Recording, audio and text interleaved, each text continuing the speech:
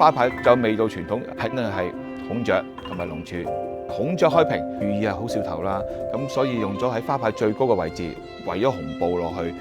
咁龍柱咯，擺喺兩邊，雕龍雕鳳咁樣，咁寓意兩邊好有莊嚴啊，好有霸氣。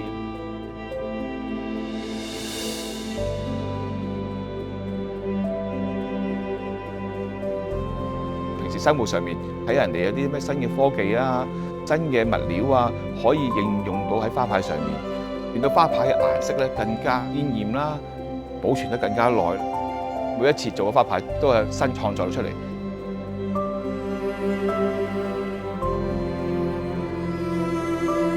每一次創作咧都可以俾大家擺喺街度咧欣賞，好多人睇，好多人影相。呢一樣嘢係我嘅原動力。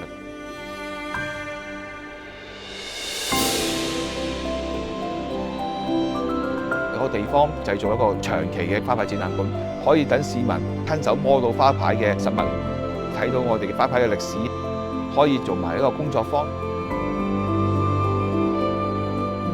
每一次我都好想將我自己識嘅嘢傳承落去。花牌咧係香港先至有，好有特色嘅一件事，真係好需要保留。每一次做完一個工作坊啊、導賞啊，我覺得好開心，好有意義嘅事啊！呢樣嘢係金錢俾唔到我嘅快樂。